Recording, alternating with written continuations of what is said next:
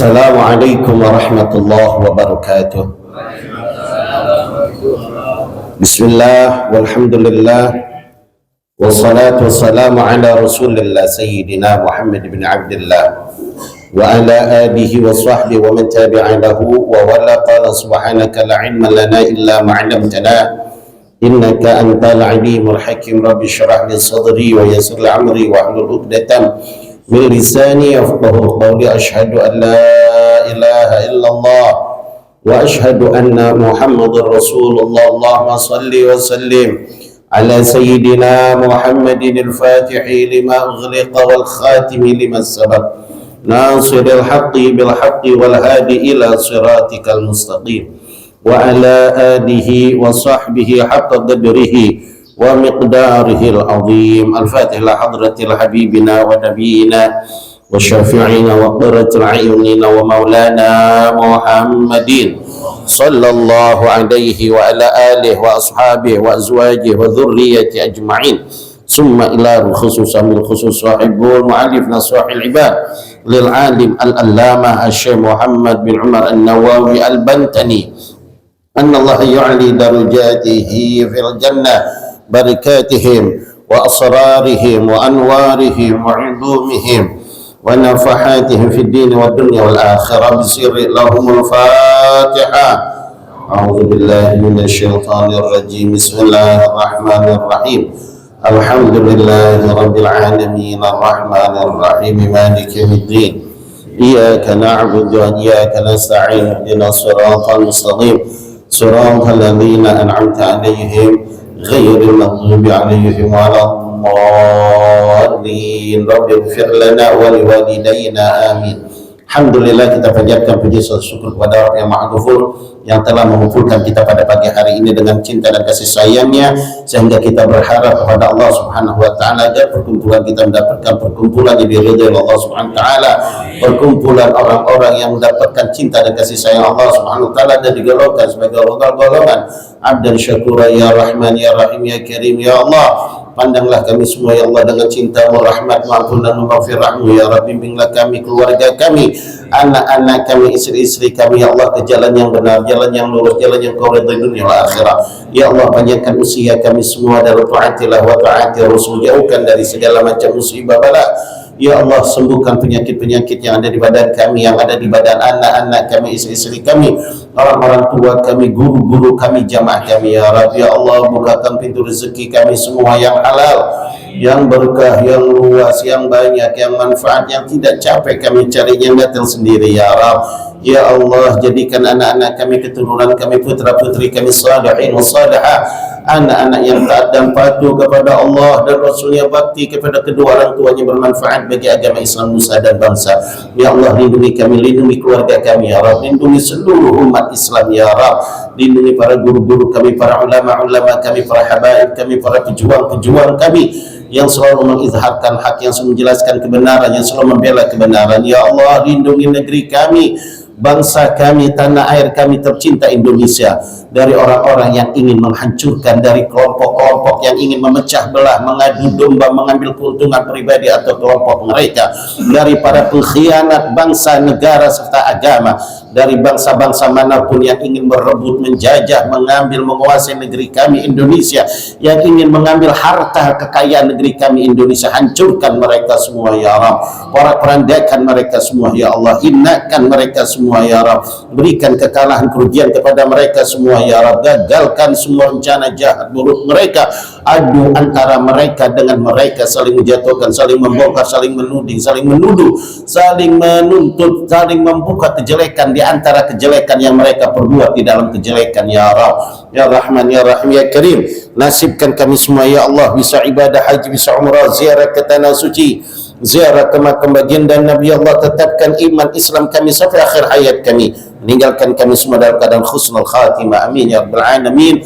Salawat salam tidak lupa disampaikan kepada Nabi Muhammad sallallahu alaihi wasallam, keluarga, pengikut, sahabatnya, pengikut-pengikutnya, mudah-mudahan termasuk kita semua yang hadir pada kesempatan pagi hari ini. Masyaallah hadirin jamaah dimuliakan oleh Allah, para asatiz kita muliakan, Ustaz Abdul Samad, Ustaz Asif Azhari, Ustaz Suryana, Ustaz Zainal Arifin, dan para asatiz lainnya, Ustaz Indra, begitu juga pimpinan Majelis Ta'lim Suka, Ustaz Abdul Rahim, dan para ketua DKM Masjid dan Mushola yang hadir, khususnya ketua DKM Mushola Al-Amin, Ustaz Dedi, mudah-mudahan berkahi Allah Subhanahu wa taala. Ma'asyiral hadirin jamaah yang dimuliakan oleh Allah, kita lanjutkan pelajaran kita. Bismillahirrahmanirrahim. Qala Syekhul Musannif rahimahullahu taala wa nafa'ana bihi bi'ulumihi fid dharain. Amin. Ikhtara ba'dul hukama'i arba'u kalimatin. Telah memilih sebagian para ulama ahli hikmah. Ulama ahli hikmah ini bukan yang tukang obatin, bukan. Hikmah maksudnya berbicaranya itu masuk ke hati, bisa merubah, ada tapatnya. Kalau kita kumpul dengan para ulama-ulama ahli hikmah, bisa merubah diri, bisa merubah ya, yang jelek jadi bagus, yang malas jadi semangat. Itu adalah hikmah, pembicaraannya hikmah yang mengajak kita mengingat kepada Allah, mengajak kita ingat kepada kematian. Itulah ulama ahli hikmah. Arba'u kalimatin. Ulama-ulama ahli hikmah ini memilih 4 kalimah min arba'ati ka kutubin, dari 4 kitab. Jadi ulama-ulama ini mengambil 1 kitab 1 kalimah. Jadi 4 kitab 4 kalimah. Berarti ini kalimah yang bagus nih, perkataan-perkataan yang indah, perkataan-perkataan yang bagus. Apa yang pertama? Minat Taurat, diambil dari kitab Taurat. Man radiya bima atahullahu ta'ala istahara fi dunya wal akhirah. Wa minal injil man haddama syahwati azza fi dunya wal akhirah. Wa minaz zabur man tafarrada anin nasi naja fi dunya wal akhirah. Wa minal furqan wa man hafiza lisana salima fi dunya wal akhirah. Jadi ada 4 perkara dari Zabur, Taurat, Injil, dan Al-Quran, diambil satu-satu, dijadikan perkataan ini. Yang pertama, di dalam kitab Taurat, man radiya bima atahallahu ta'ala istahara fi dunya wal akhirah. Man radiya, siapa orang yang senang, siapa orang yang suka, siapa orang yang ridha dengan apa yang telah Allah berikan kepadanya, maka orang itu akan diberikan kesenangan dunia wal akhirah. Jadi apa yang telah Allah berikan, apa aja pemberian Allah banyak. Kalau kita itu nggak sanggup, kita perkecil pemberian Allah ini. Kalau kita hitung semuanya, wa in ta'uddu ni'matullahi lati la tuhsuha, kalau kamu ingin menghitung nikmat yang aku berikan, kamu tidak akan sanggup. Allah berfirman demikian, tapi kita kecil. Pemberian Allah 2. 1, pemberian Allah sesuai dengan keinginan kita. Kedua, pemberian Allah yang kagak sesuai dengan keinginan kita. Dua-duanya pemberian Allah. Gimana cara menyikapinya? Kalau yang pertama sih kita jelas bisa dah. Sehat, kita pasti bisa bersyukur. Banyak duit, bersyukur. Usaha maju, bersyukur. Punya rumah besar, punya kendaraan, nah itu sih udah gampang dah, bersyukur yang kayak begitu. Cuman kalau bersyukur usaha kita bangkrut,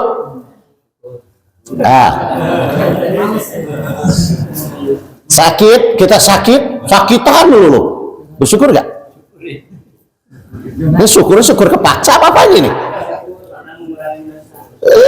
Bersyukur benar apa ngeluh, ya Allah.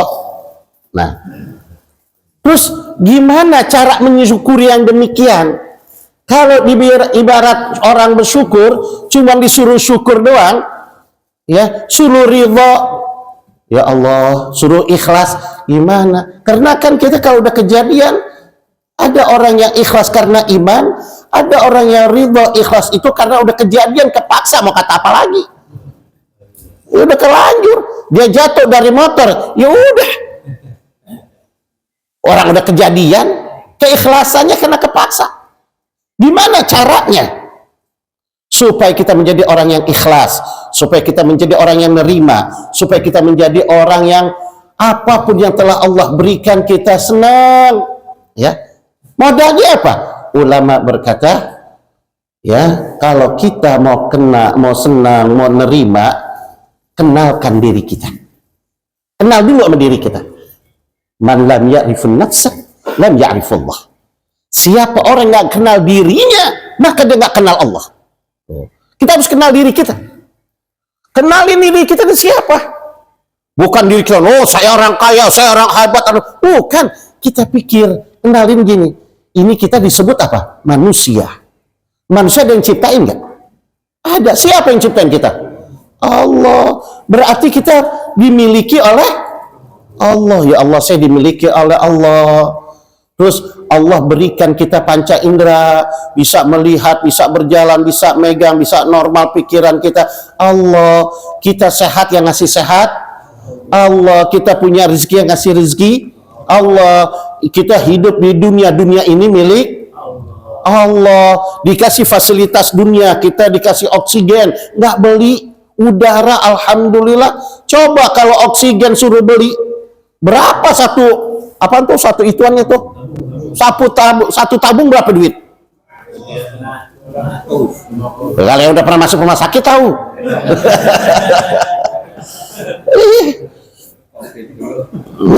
Bang, coba bayangin, kita pakai 24 jam kagak bayar. Fasilitas dari siapa? Allah. Allah ngasih. Kita punya rumah yang ngasih rezeki ke rumah. Allah. Kita punya istri yang ngasih rezeki kita, istri. Allah. Yang kita dikasih keturunan oleh siapa? Oleh Allah. Kalau Allah nggak ngasih kita keturunan, usaha bagaimanapun pengen punya keturunan susah. Mau pakai tabung kek, ya, bayi tabung tuh, mau tabung yang 3 kilo, yang berapa kek, nggak bakal bisa. Ya, Allah Subhanahu wa ta'ala ngasih. Itu semua kehendak Allah. Jadi kalau kita pikir, iya, ini semua kehendak Allah, berarti saya ada yang punya. Kalau saya ada yang punya, siapa pemilik kita? Allah. Kalau kita dimiliki sama seseorang, pasti kita akan ridho dengan apa yang telah diberikan. Bapak kerja, berarti Bapak di dalam kantor itu milik bos. Gimana bos? Ridho nggak? Panggil, sini. Iya Pak. Tolong angkat. Iya Pak. Walaupun capek. Kenapa kamu datangnya terlambat? Diomelin. Siapa? Iya Pak. Maaf Pak. Nggak bisa ngapa-ngapain. Padahal kita tunggu sebenarnya nggak ridho. Kesel. Cuman gimana ada yang bayar? Iya kan, sama atasan kita diomelin berani ngelawan? Enggak berani lawan. Kenapa? Karena atasan. Gimana Allah yang menciptakan atasan kita? Allah yang memberikan kita. Allah memberikan fasilitas kepada kita semua. Jadi kita ini milik Allah. Sebenarnya kita harus sadar kalau kita milik Allah, ya, sama seperti kita milikin handphone nih. Kita punya handphone. Handphone ini bagaimana kita? Kita mau kasih casing, punya hak kita, nggak kasih, nggak apa-apa. Kita mau ganti warnanya bagaimana, terserah. Kita mau cat, nggak apa-apa. Mau dipakai, nggak apa-apa. Nggak dipakai, nggak apa-apa. Kita mau kasih orang, nggak apa-apa. Kita mau jual, nggak apa-apa. Nggak ada yang larang. Ya, kita mau banting, mau hancurin, nggak apa-apa. Kenapa? Ini handphone harus nerima. Karena yang begituinnya, yang ngerjainnya, semuanya itu pemiliknya. Nah, kalau kita lihat, iya, hamba ini milik Allah. Ya Allah, Allah mau kasih apa aja, ya gimana? Kita harus ridho. Kita baru dikasih sakit berapa bulan, udah ngeluh. Sehatnya berapa tahun? Banyakan sehat, banyakan sakit. Banyakan sehat. Sekali baru dikasih sakit udah, ya Allah. Nah, berarti kita nggak kenal diri kita tuh. Kalau nggak kenal diri kita, nggak kenal Allah. Kita tahu siapa? Udah kenal Allah, kita tahu Allah Maha Gagah, Allah Maha Menentukan, Allah Maha Pengasih, Allah Maha Penyayang. Seluruh yang ada di dunia ini semuanya udah ditentukan oleh Allah. Seluruhnya udah ditakdirkan oleh Allah. Karena manusia tidak bisa menentukan dirinya. Siapa yang bisa menentukan diri? Nggak ada. Kalau manusia bisa menentukan dalam kehidupannya, nggak ada orang yang sakit. Mana ada orang yang mau sakit? Berarti mereka nggak bisa menentukan. Kalau manusia bisa menentukan dirinya, nggak ada pengusaha pengen bangkrut. Nggak ada. Coba, kalau kita bisa menentukan diri kita, nggak ada orang yang mau kena bencana. Saudara-saudara kita sekarang lagi diuji di Sumatera. Tanya, mau nggak bencana kayak gitu? Nggak ada. Berarti kita ini cuma jalani kehidupan. Yang menentukan kehidupan kita Allah. Makanya nerima. Kita kalau dagang, kita lagi dagang, ada lagi yang dagang, bersaingan, terima aja. Selama dia dagang juga sama, jadi kita kayak begini, syirik kita sama dia. Kan jadi kayak begitu. Balikin lagi semua kepada Allah. Ya, kita ustadz sama ustadz, nggak usah ngiri. Terkadang ustadz sama ustadz pengen iri-irian. Oh iya, oh no, dia lama ngajar, ini yang ngajar baru, jamaahnya banyak. Tuh, begitu. Bagaimana caranya hasut, ngejatuhin, hancurin. Nah ini orang-orang yang nggak punya iman, nggak yakin sama Allah. Dia punya pengaruh. Ada ustadz yang pengaruhnya bisa sampai satu kota. Ada ustadz yang pengaruhnya satu kampung. Satu kampung orang-orang nurut sama dia. Ada ustadz yang di kampung juga kagak pengaruh. Jangankan itu, ya soal imam aja nggak dipercaya. Jadi imam nggak dipercaya. Tak kehendak siapa? Kehendak Allah. Ada ustadz yang pengaruhnya dikenalnya sampai satu kota, sampai dua kota, sampai satu provinsi, sampai beberapa provinsi, sampai satu negara terkenal. Sampai di luar negeri dia terkenal. Itu siapa yang berkehendak? Allah yang mengangkat. Jadi kita tenang. Kita mau dikenal orang, itu kehendak Allah. Allah yang kenal kita. Kita mau dikasih nggak kenal, itu kehendak Allah. Kalau udah ke situ tenang, ridha hati kita. Ingat, semuanya ini pemberian Allah. Kita dikasih ilmu oleh Allah, dikasih pengaruh oleh Allah, dikasih kenal oleh Allah, dikasih rezeki oleh Allah. Udah, yang menghidupkan kita Allah, yang memberikan kita sakit Allah, yang memberikan kita panjang umur, yang memberikan kita mati. Nih mati apa mayit apa jenazah nih? Hah? Ada bedanya nggak nih? Apa beda mayit sama jenazah? Ayo. Nah itu salah. Apa perbedaan mayit dengan jenazah? Kan ada yang pahamnya kalau sholatin jenazah, sholatin mayit kalau ketutup jangan, jenazah itu paham palesipah, sesat tuh. Hati-hati. Nggak percaya, buka. Yuk kita buka kitab-kitabnya. Apa yang disebut mayit? Sebut mayit, buka dulu dalam kamus-kamus. Buka kamus Marbawi, buka kamus Al-Munawwir, buka kamus Idris, buka kamus Al-Munjid, buka kamus Al-Mutarsihah, buka kamus Ahli Sunnah wal Jamaah. Saya punya 20 kamus. Ya, yang disebut mayit malah ruha fihi. Setiap satu perkara yang tidak ada ruhnya maka disebut mayit. Ya. Setiap yang tidak punya roh disebut mayit. Apapun yang disebut mati. Mati itu bahasa Arab, Pak, dari kata mata yamutu mautan. Mati itu bahasa Arab. Jadi setiap yang tidak ada roh disebut mati. Manusia nggak ada roh disebut manusia mati. Ayam kagak ada rohnya disebut ayam mati. Nah, jadi yang disebut mati itu yang tidak punya roh. Awas nih, banyakkan orang mengakal-ngakalin dengan akalnya keluar daripada syariat. Apa yang disebut jenazah? Apa definisinya? Yang disebut jenazah sarirul mayyit, tempat pembaringan mayit disebut jenazah. Nah, buka dalam kitab Murtasahah makanul mayyit, setiap tempat yang ditaruh mayit itu disebut jenazah. Jadi kalau kita sholat, pengertiannya kalau ditutup itu jenazah, sholat jenazah. Kalau terbuka itu sholat mayit. Salah. Mau lebih pintar dari Nabi Muhammad, mau lebih pintar dari ulama-ulama mazhab. Salah nih. Hati-hati. Bukan gitu. Kalau Bapak sholat usolli ala hazal jenazah, berarti Bapak sholat aku niat sholat kurung batang. Yang disolatin kurung batang. Jenazah itu apa artinya jenazah? Tempat pembaringan mayit. Ya, awas nih. Tempat pembaringan mayit itu disebut jenazah. Dan bahkan di dalam kitab Munawwir, kamus Munawwir, jenazah itu kurung batang dan orang yang mengangkatnya disebut jenazah. Gitu. Bukan yang kelihatan gagak kelihatan. Nah, ini pakai ilmu, bicara pakai ilmu.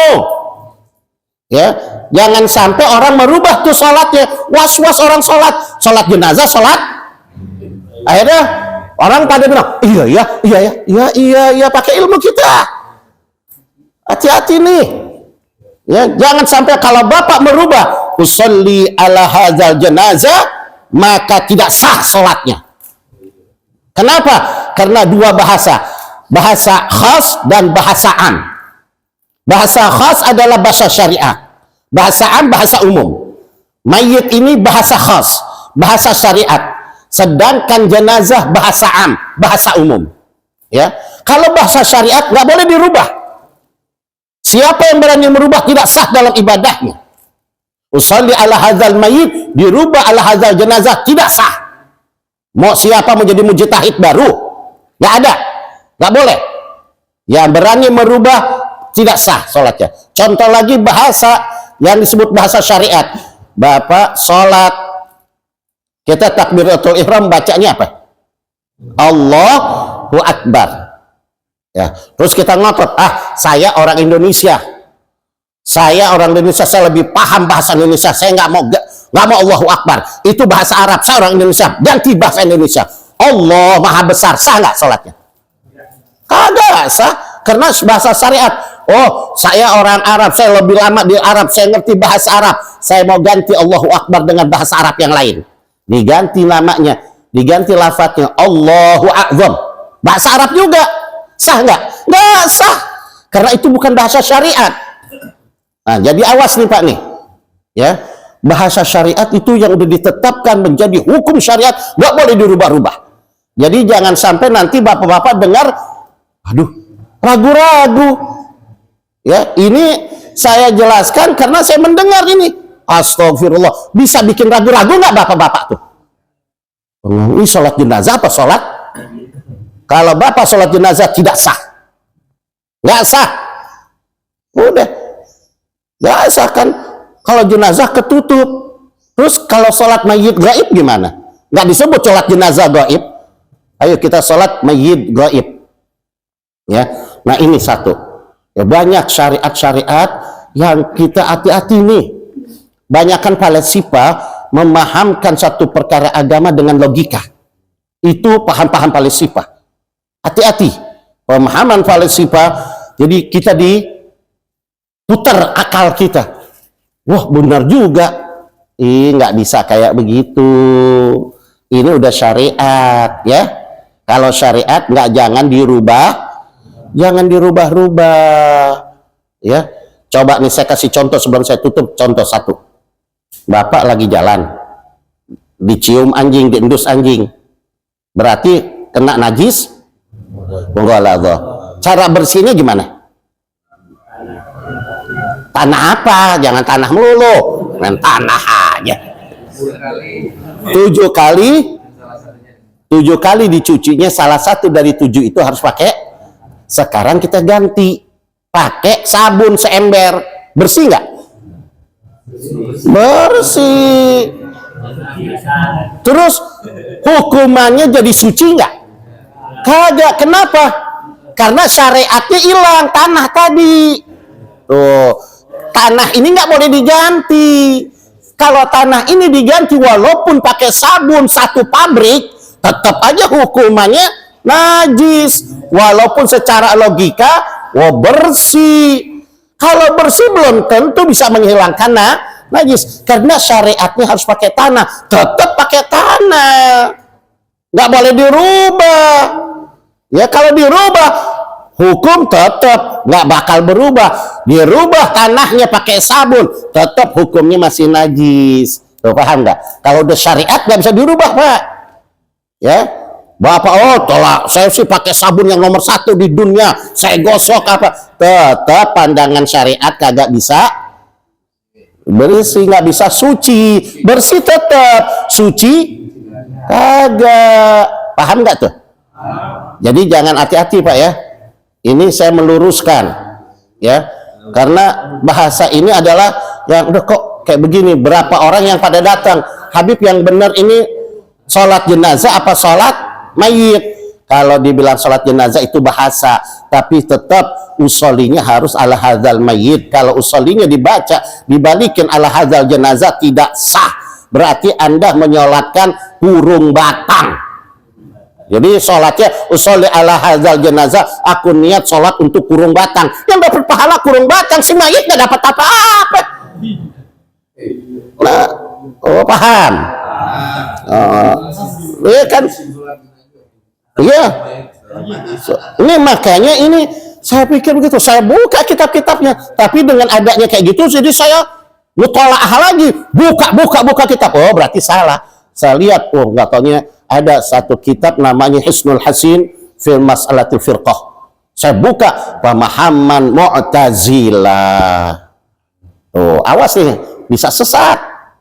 Pemahaman Mu'tazilah itu, Mu'tazilah selalu membuat agama itu dengan logika. Tuh, menurut akalnya. Udah menurut akal salah lagi. Ya, hati-hati nih. Mudah-mudahan ini sampai kemana aja. Saya nggak bakal tahu, nggak percaya, datang ke rumah. Di rumah saya ada kitab 6 lemari. Ayo. Bukan saya pajang doang, saya baca tiap hari. Ayo. 6 lemari. Ayo, komus saya, komus bahasa Arab doang. Komus ada 20, saya memiliki 20 komus. Ayo kita buka. Kalau nggak percaya, ayo datang 24 jam. Ini jangan sampai merubah nih Pak nih. Ya, banyak kan ada orang kemarin pada manggut. Kata Ustaz, iya juga ya. Iya juga. Ya itu salah. Jadi kalau dibilang usolli ala hadzal jenazah salah. Kalau niat sholatnya ala hadzal jenazah salah. Karena sholatnya itu bukan sholat untuk si mayit, tapi sholat untuk kurung. Karena mananya sarirul mayit, makanul mayit, jenazah itu, ya. Nah kayak gitu Pak ya. Ini cuplikan aja ya. Karena saya mendengar, wajib saya meluruskan, ya. Kalau udah saya luruskan, Bapak masih mau sholat jenazah, silahkan aja. Nanti kalau Bapak mati, sholatin jenazah, kurung batang doang, Bapak mah nggak disolatin, gitu. Ya, mudah-mudahan apa yang saya sampaikan menjadikan ilmu yang barokah, manfaat, dikuatkan iman Islam, diangkat derajat kita. Rabbana la tuzigh qulubana ba'da idh hadaitana wa hab lana min ladunka rahmatan innaka antal wahhab. Rabbana zalamna anfusana wa illam taghfir lana wa tarhamna lanakunanna minal khasirin. Rabbana taqabbal minna innaka antas samiul alim wa tub 'alaina innaka antat tawwabur rahim. Wa sallallahu ala sayyidina maulana Muhammadin wa ala alihi wa sahbihi wasallam. Alhamdulillah Rabbil alamin, wallahu a'lam bishawab. Assalamualaikum warahmatullahi wabarakatuh. Waalaikumsalam warahmatullahi wabarakatuh.